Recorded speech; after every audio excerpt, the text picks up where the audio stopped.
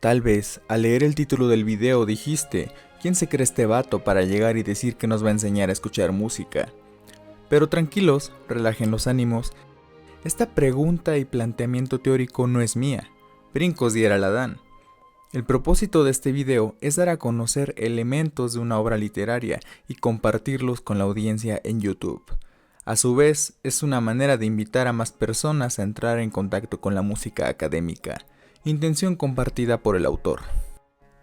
Este es el título de un libro de Aaron Copland, quien fue un compositor, director de orquesta y teórico estadounidense de origen ruso-judío, quien ante su contexto histórico dentro del arte, la pregunta de cómo escuchamos música, qué escuchamos y qué es lo que la gente entiende por escuchar música, resulta algo necesario. Si viste nuestro video de ¿qué es el pop?, recordarás el suceso de la democratización de la música, dado al boom de las grabaciones de estudio, la venta de vinilos y el nacimiento de la estrella de radio, y de la música pop a la que la gente podía acceder sin importar su trasfondo socioeconómico. Pero esto presentaba otra oportunidad, la apertura al público a tener un encuentro con la música académica, que creo que hasta hoy en día para algunas personas sigue pareciendo un sector poco accesible o poco digerible, lo cual genera un desinterés por su escucha. Una de las búsquedas personales de Copland era el que los diferentes lenguajes musicales pudieran ser accesibles, tanto a los compositores y músicos estudiados, pero también a los escuchas aficionados, pero interesados por conocer, apreciar, entender y descubrir la música. Y empieza su libro con un preliminar que plantea dos preguntas a quien escucha la música. ¿Qué es lo que está sucediendo en la música? ¿Es sensible a ello? Y esto se refiere a la identificación de una melodía. ¿Y qué tan capaz es el escucha de reconocer tal melodía, su dirección, estructura, y hace una analogía con una trama literaria, el seguir un hilo narrativo que te conduce a las experiencias, etapas, puntos clímax y relajaciones en el desarrollo de la historia, solo que en la música la melodía o melodías que se entrelacen son efímeras, lo que muchas veces requerirá de una interpretación casi instantánea, y el identificar el desarrollo argumental de la trama que nos cuenta la melodía que escuchemos, muchas veces necesitará de una escucha inmersiva y comprometida para poder cumplir ese seguimiento. Pero claro, esta necesidad siempre va de la mano con la complejidad de la línea melódica que escuches, y si es que es solo una, y el entender ese desarrollo argumental de la música principia con un entendimiento de la coexistencia de una línea melódica y su acompañamiento o de dos líneas sonando a la vez o más, y el poder identificarlas e interpretarlas, y una vez dado esto, ¿qué tan sensible es el oyente a la melodía y a la historia que se entreteje? ¿Acaso soy consciente de lo que estoy escuchando? Y aquí es donde saltamos al capítulo 2 de su libro, ¿Cómo escuchamos? Copland distingue tres tipos de escuchas: el plano sensual, el plano expresivo, el plano meramente musical. El plano sensual. Este es el plano más común hoy en día, pues no necesita de ningún esfuerzo para nosotros los escuchas, pues es el simple pero placentero hecho de disfrutar la música que se escucha, sin volverla un protagonista, sino que un elemento más de nuestra ambientación, la idea que rige la existencia de esas listas de lo-fi hip hop de YouTube o música para estudiar. Pero el problema que distingue el autor es que esta práctica nos aleja como oyentes de la materia musical, pues trata a la música como un fondo ornamental, un objeto de ambientación, y bueno, ni toda la música debe ser tratada así, ni toda funciona así. Y el no tener un contacto con la música más allá de un plano sensorial le resta importancia al valor estilístico y artístico de la música. Es ahí donde entra el segundo plano. Este es un plano controvertido, pues, ¿quién puede definir la grandeza musical de una obra? ¿Quién puede determinar su valor artístico? Una misma obra musical puede tener tantas interpretaciones de su significado como de oyentes en una sala de concierto. ¿Qué es lo que nos dice o no una obra musical? ¿La música tiene un significado real? Definir la grandeza de una obra no es una tarea sencilla, pero pareciera que la importancia de una obra musical para el legado artístico está relacionado con lo que es percibido por el oyente, su respuesta a la primera escucha, y cómo con cada audición encontrará un mensaje distinto, y cómo también el interés va a aumentar con cada escucha, y cómo este perderá fuerza con la repetición. Mas la definición de una obra musical, su significado y su valor artístico nunca debe ser definitivo, ni se debe buscar que dicha interpretación sea obligatoriamente aceptada por todos. La interpretación está sujeta a lo que individualmente le comunique al sujeto que la escucha. Esta misma subjetividad ha llevado a dividir principalmente en dos grupos a aquellos que discuten esta cuestión. Unos son los que, por su inexperiencia, tratan de darle un significado en concreto, único e incuestionable a una obra musical, y otros que, por su constante contacto profesional con la música, se ven absorbidos por los tecnicismos, la teoría y afirman que el significado de una obra musical no existe. El principal propósito de Aaron Copland es que el lector busque desarrollar este plano, es decir, que sea capaz de distinguir los elementos que conforman la música, como lo son la melodía, el ritmo, la armonía, timbre y forma. De estos, los dos primeros son los más sencillos de distinguir. Los otros son el resultado de un análisis más profundo, detallado e incluso minucioso de la música que se escucha, lo que significa no solo una audición más comprometida con el objeto musical, sino que también una búsqueda mayor de contexto, lectura sobre la historia de la obra, de algún análisis o de un entendimiento de la música como un objeto que va más allá de un plano sensorial o expresivo, uno que incluso pudiera ser llamado intelectual.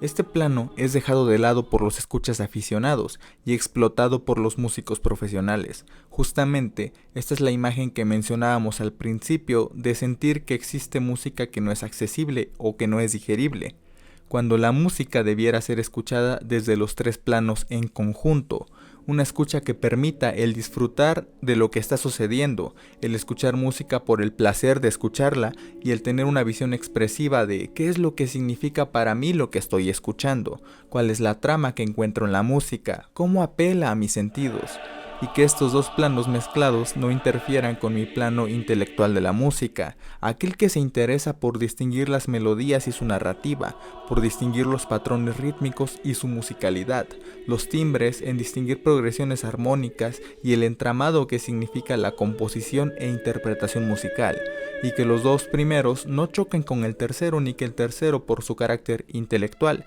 le quite el valor sensorial y emocional a los primeros. Como cuando vemos una película y mientras ves la puesta en pantalla, te dejas envolver por el manejo de cámaras, el desarrollo del lenguaje cinematográfico, el uso de la paleta de color, el diseño de producción, las actuaciones, la dirección de fotografía, la dirección en general, el manejo de un guión y su manejo narrativo, y cómo todo esto sucede a la vez y son apreciadas como el conjunto y no tomadas aparte. Capítulo 3. El proceso creador. Una de las ideas que busca compartir Aaron es la del interés del oyente por el compositor y cómo se crea la música, y clasifica a los compositores en 4 tipos. El de inspiración espontánea. Este es el tipo de compositor que existe con mayor frecuencia en el imaginativo colectivo, el sujeto que antes de dormir o mientras come se le ocurre una idea y la desarrolla, así sin más. Su producción musical es muy vasta y puede tener diferentes facetas por su gran inspiración, pero se desenvuelve mejor en formas musicales pequeñas, puesto que es más sencillo improvisar una canción o imaginar de la nada una melodía y desarrollarla en un líder que improvisar una sinfonía o una misa. De este tipo se conoce a Schubert o a Hugo Wolf, por ejemplo, y vean la cantidad tan grande de su producción de canciones líricas. El siguiente tipo es el tipo constructivo. Beethoven es el ejemplo perfecto de este tipo de compositor, el tipo de compositor que desarrolla una idea musical hasta perfeccionarla. Tiene una colección de ideas musicales que apunta en su libreta, trabaja día tras día para pulir y expandir su trabajo compositivo laboriosamente. A partir de Beethoven, la mayoría de los compositores pertenecen a este grupo. El tipo tradicionalista. Hombres como Giovanni Pierluigi da Palestrina o Johann Sebastian Bach pertenecen a esta categoría, pues ambos son este tipo de compositor que han nacido en un cierto periodo de la historia musical en que un determinado estilo está a punto de alcanzar su máximo desarrollo. En tales momentos, la cuestión es crear música en un estilo conocido y aceptado, y hacerlo lo mejor posible, lo mejor que cualquiera de los que lo hicieron antes. El tipo explorador. Es difícil resumir los métodos de composición de un grupo que tenía muchos elementos a la hora de la creación musical. Es la visión contraria al tradicionalista, aunque coincide en tiempo cuando su contexto musical está en un desarrollo alto, busca crear sus propias variantes, buscan aportar nuevas armonías, nuevas sonoridades y nuevas soluciones a la tarea de componer. El compositor se forma a base de insistencia y continuidad. La inspiración es un producto secundario, dice Copland, que deriva del continuo trabajo, día tras día, de poner en práctica su habilidad compositiva, teniendo como base una idea musical o tema de inicio, de la cual partirá el desarrollo formal de una obra musical. El compositor debe tener como costumbre coleccionar varias ideas musicales, de las cuales se irán acumulando para posteriormente ser evaluadas por él. Con ello, busca darles un sentido y un objetivo, basados en un previo juicio sobre la naturaleza expresiva de este tema en específico, ya sea este alegre o triste, enérgico o noble, etc., de lo cual partirá el trabajo a realizar. Incluso muchos compositores suelen reciclar ideas para diferentes obras, o reutilizar ideas viejas que en su momento no pudieron aterrizar del todo, y ahora encontraron su lugar dentro de un nuevo trabajo. Por lo general, el desarrollo de una idea musical es planteado de la siguiente manera. Se empieza con una idea musical básica, se realiza una inclusión de ideas musicales menores, entra en juego el alargamiento de las ideas, un material puente para entrelazar el material y el desarrollo completo de las ideas para finalizar. Con el manejo de esa construcción, el compositor debe ser capaz de crear un material que en su lenguaje sea coherente para los escuchas, incluso si no son personas que tengan su mismo conocimiento teórico, así como personas ajenas al ámbito musical. Copland plantea la idea de que la música debe contener la grande ligne, que significa ese recorrido auditivo que el oyente puede reconocer, lo que conecta desde la primera nota hasta la última, ese carácter narrativo del que hablábamos, equivalente a una trama literaria, la que se conduce entre los puntos bajos y climáticos de la música y une todos los puntos con una coherencia, con un sentido de conexión, tanto del carácter como de la musicalidad, aunque también puede tener otro significado, siendo la grande ligne un fragmento de una obra musical que es la que le da grandeza, la que la caracteriza, que toca al oyente y vuelve de cierta manera a la obra en un momento musical inolvidable. Por dar un ejemplo, las primeras 4 notas del Allegro con brío de la Sinfonía número 5 de Beethoven.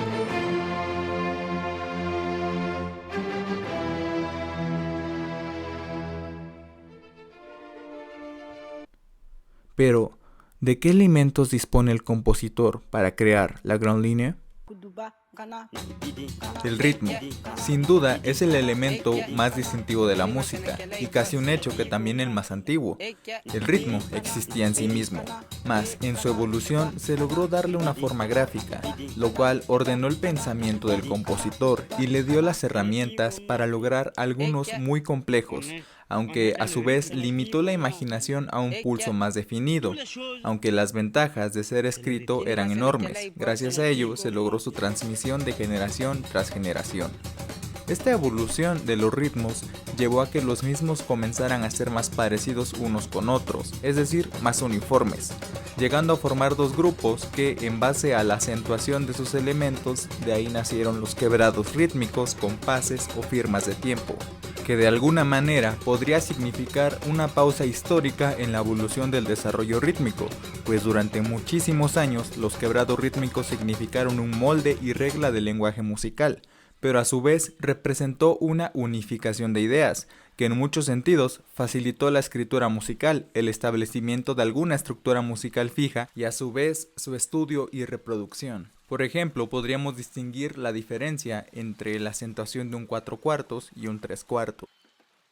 1, 2, 3, 4.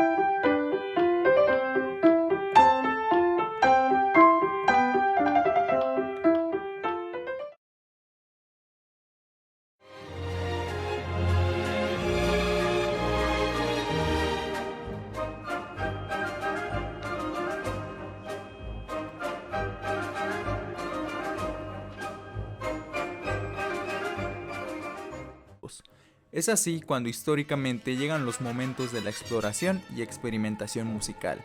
El ritmo se convirtió en un elemento a deconstruir, haciendo uso de intercambios en el uso de quebrados rítmicos y el empleo de nuevas indicaciones de compás, como 5 cuartos, 10 octavos o demás.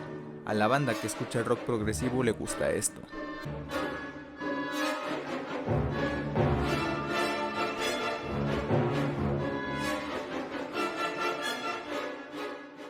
La melodía es una sucesión de notas sobre una escala dada, más la elección que toma un compositor para definirla o crearla es un hecho casi de instinto o de intuición.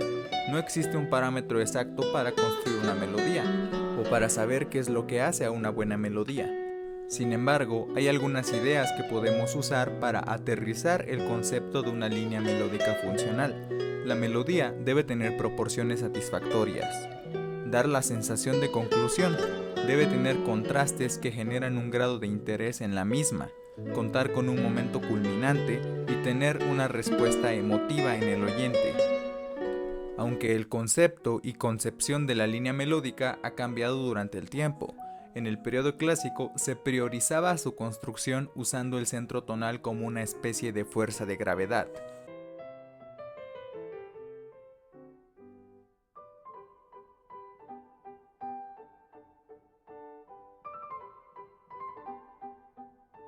Por ejemplo, en el inicio de esta sonata en Fa de Mozart, los momentos conclusivos de reposo o relajación suceden cuando suena la nota Fa o en su defecto el acorde es un Fa. En cambio, en este concierto para piano de Schoenberg, para la melodía, el darle prioridad a una nota o relajación a la música en base a una nota o un centro tonal no parece algo importante, y no por ello es una obra carente de emoción.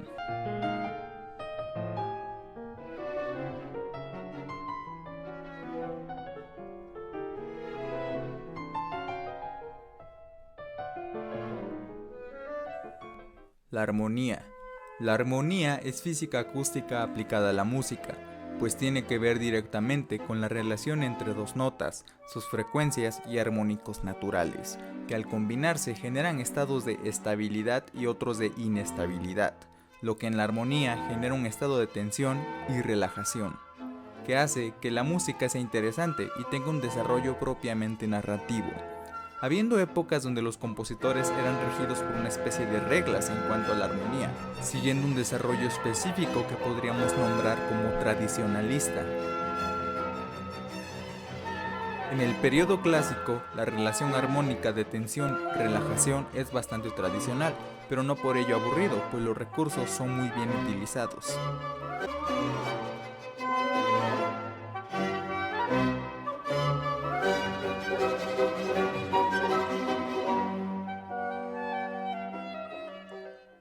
Bastante distinto a épocas como el romanticismo, donde el uso de la armonía comienza a ser una locura.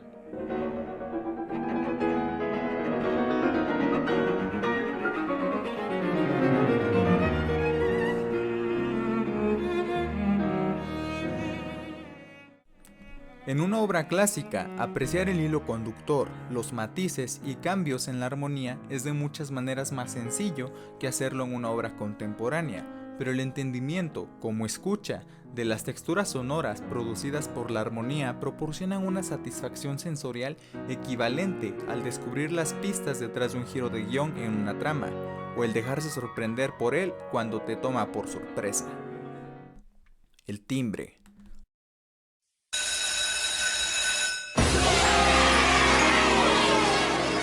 Los timbres son una cualidad del sonido, que consisten en las diferencias sonoras que tienen las fuentes emisoras, es decir, una guitarra no suena igual a una trompeta, o un saxofón no suena igual a un violín. Sin embargo, aunque un violín, un cello y una viola no tienen exactamente el mismo timbre entre ellos, se mezclan bastante bien, casi de manera homogénea, y es tarea del compositor escoger diferentes timbres para su creación musical, pues eso proporcionará una visión completa y radicalmente distinta de la música que esté buscando generar. Y para el oyente, el diferenciar los timbres y sus diferentes combinaciones y mezclas sugieren una inmersión auditiva y un compromiso en la atención que requiere adentrarse en el mundo de ser consciente de lo que se escucha, como los memes de cuando aprendes a distinguir el bajo en las canciones. Para ejemplificar lo importante que es para la creación de una atmósfera musical elegir el timbre correcto, escuchemos este fragmento de la Pavane para un infante difunto de Ravel, en su versión para piano y en su versión orquestal.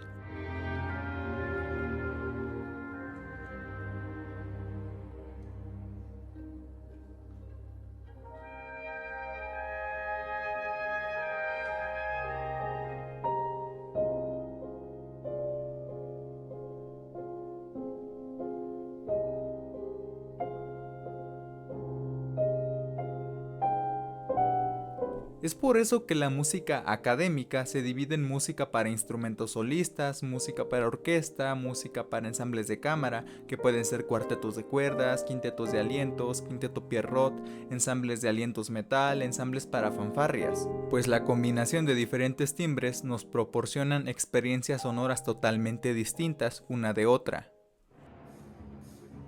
Muchas veces la instrumentación o la elección de la instrumentación está ligada al tipo de textura musical que se esté empleando o el tipo de forma musical que se esté componiendo, pero ese será tema de la siguiente parte de estos videos sobre cómo escuchar música. La recomendación musical de hoy es Isaac and the Newtons, un proyecto con tintes de indie folk con el sonido de balada de la escena mexicana, que estoy seguro que te puede interesar. En la descripción encontrarás el link a su primer canción promocional, Chernobyl. Gracias por ver este video y nos vemos hasta la próxima.